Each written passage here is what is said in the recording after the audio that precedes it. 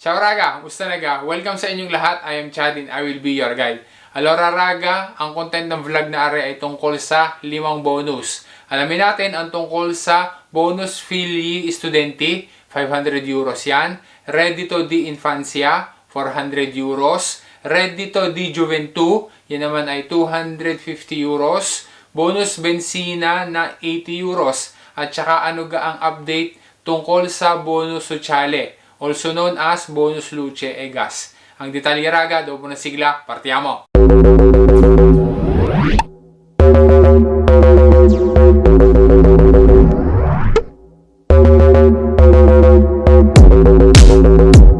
Kung first time mo na makabisita, welcome sa iyo. Salamat sa pagbisita mo. Kung ikaw naman ay dati na solid Raga, salamat sa patuloy na pagsuporta mo. Ikaw ga ay mag-aayos ng dokumento. Gusto mo ga na mag-apply ng bonus? Kailangan mo ga ng information na maaaring makatulong sa iyo at saka sa iyong pamilya. Alora, tamang-tama sa iyo ang channel na are para na sa gayon ay makapag-adapt ka at makapag-integrate ka na mas maayos din sa Italia. Ano lamang yung dapat na gagawin? Mag-subscribe sa aking channel, i-hit mo na rin yung bell, play mo yung all, para na sa gayon ay wala kang mamimiss sa mga videos. At din naman sa aking Facebook page, sana ay mag-follow mo ko diyan at pwede rin na i-subscribe mo ko diyan. Maraming salamat sa iyo, Raga! Bigyan kita ng update, Raga. Habang ginagawa ko ang vlog na are ay mayroong naka-schedule na meeting doon sa Palazzo Chigi, ang Consiglio dei Ministri, ngayong araw na ito at 4 PM, September 25, 2023. As expected ay kasama doon sa mga priority na pag-uusapan doon sa meeting ang tungkol doon sa extension ng bonus sociale. Kung ano ga ang dapat na gagawin nila, ano yung plano nila at ano ang ipapatupad nila para dito sa last quarter ng 2023. Kung natatandaan mo Raga at napanood mo doon sa mga previous vlogs ko ay nabanggit ko na yan na kung saan ay mai-iskadi na yung bonus bulletin ngayong September 30, 2023 kapag kayan ay hindi nila in-extend. Sa gagawin na pagpupulong na yan ay malalaman natin kung i-extend pa nila itong bonus bulletin para sa last quarter ng 2023 o kaya naman ay kung meron silang i-introduce na bagong bonus na manggagaling sa gobyerno. Upuri naman kung i-extend nga nila yan yung bonus bulletin ay malalaman natin kung parehas pa din yung mga rules and regulation o kaya naman ay kung magkakaroon ng mga changes. Isa pa sa pangunahin din na kanilang pag-uusapan sa meeting na yan ay tungkol naman doon sa bonus benzina na 80 euros. Para nga kanino yan? As per initial info, yan ay para doon sa mga pamilya na kung saan ang kanilang IZE ay hanggang 15,000 euros. At sinasabi pa na yung bonus sa bensina na yan na 80 euros ay isasama at ibibigay din doon sa mga nagkaroon at binigyan ng karta dedikata ate. Bali, ang bonus na iyan ay isang beses ibibigay. Kaya Raga, kung sakali na ikaw ay nabigyan, nagkaroon ka ng karta dedikata ate, o yung tinatawag din ng iba na bonus spesa, ay maghihintay tayo noong dekreto attuativo para malaman natin yung full details kung paano nga matatanggap ang bonus benzina na 80 euros. Kaya as of now ay hayaan natin na sila ay mag-meeting muna at magkaroon sila, mag-come up sila sa final decision. Hayaan mo Raga, kapag meron ng complete details, meron ng specific na instructions regarding dito sa bonus na ito, hayaan mo Raga, babalitaan agad kita. Isunod natin ngayon yung tungkol sa bonus na 500 euros para sa mga figli studenti. Raga, tanda mo yung dating Italian Prime Minister na si Giuseppe Conte na ngayon ay siya ang presidente ng Movimento 5 Stelle.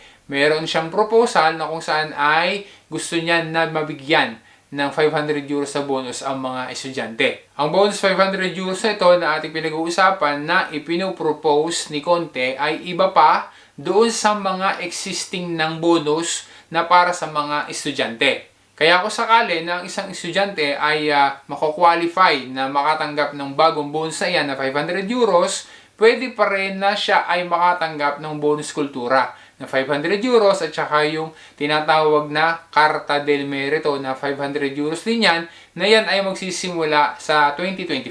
Kaya kung halimbawa na ang isang estudyante ay mako-qualify sa tatlong bonus na iyan, kundi hanggang 1,500 euros ang kanyang pwede na matatanggap. And as expected ay kailangan pa rin diyan na mababa yung IZE. Kaya dito sa ganitong mga pagkakataon Raga ay ma-appreciate natin at mas maunawaan pa natin yung kahalagahan ng pagkakaroon ng EZEC. Kasi nga, yan lagi ang batayan, yan lagi ang hinihingi para na sa ganun ay makapag-apply ka at makakwalify ka doon sa mga majority ng mga bonuses. Take note ha, yan ay proposal palaang. Yan ay plano palaang na isinusulong ni Conte.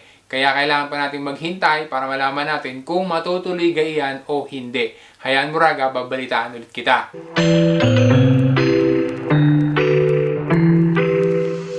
Ngayon naman ay pag-usapan natin yung isa sa alalahanin o problema ng Italian government. Kahit na noong pang mga dati na mga Prime Minister, yung mga nakalipas hanggang sa kasalukuyan na Prime Minister na si Giorgia Meloni, ang isa sa kanilang problema ay yung tinatawag nila na nakaka-alarm na senaryo pagdating doon sa low birth rate din sa Italia. Ayon kasi doon sa latest report ng Istat ay all-time low ang birth rate din sa Italia dahil mas mababa pa sa 400,000 ang mga ipinanganak. At dahil diyan ay yan yung pinakapangunahing dahilan kung bakit ang gobyerno ay gumagawa, umiisip ng mga paraan, ng mga hakbang para ma-encourage ang mga tao na magkaroon ng anak. Sa parating na budget law ng 2024 ay mayroong gusto na i-introduce na bagong financial support ang gobyerno ni Meloni para na sa ganun ay makatulong doon sa mga magulang, doon sa mag-asawa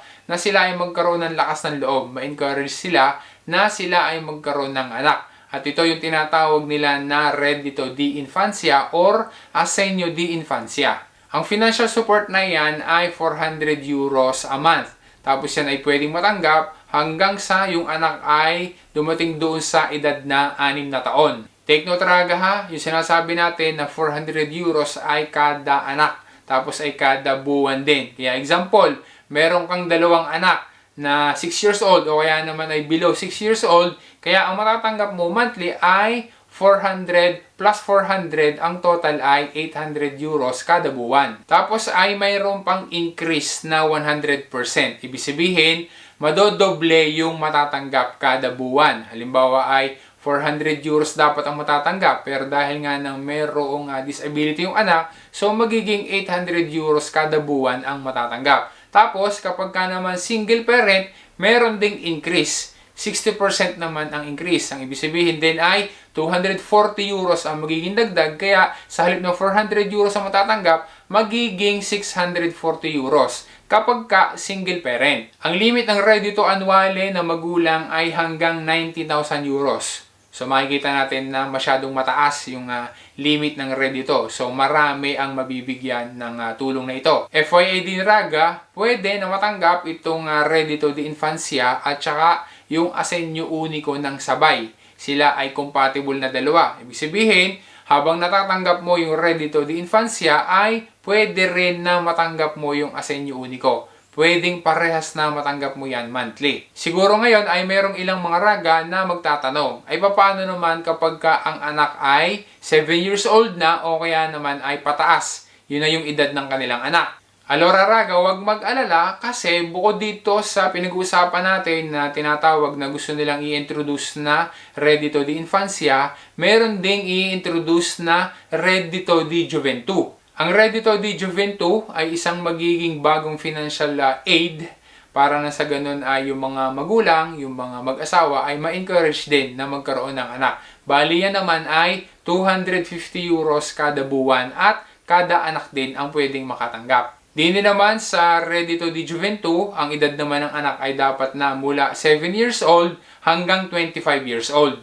Kagaya din ng nabanggit natin kanina tungkol sa Reddito di Infancia, magkakaroon din ng 100% na increase kapag yung anak ay mayroong disability. Tapos ay 60% naman na increase kapag single parent. Tapos ang limit ng reddito annually na magulang ay 90,000 euros din. Ulitin lang natin Raga ha, yan ay gusto palaang nilang i-introduce. Yan ay pinaplano palaang at hinihintay natin and hopefully na makasama nga dito sa parating na budget law ng 2024. Just in case na makasama nga yan, matuloy, okay, ma-include doon sa budget law ng 2024, inaasahan na yan ay magsisimula na yan dalawang bagong financial support na yan ngayon ding 2024. As of now ay abang-abang muna tayo Raga. Hayaan mo kapag meron ng update kung matutuloy ka o hindi, kung anong dapat na gagawin, kung ano yung mga requirements at saka yung iba pang mga detalye, babalitaan kita raga. Kaya importante, just in case na ikaw ay hindi pa nakakapag-subscribe sa akin channel,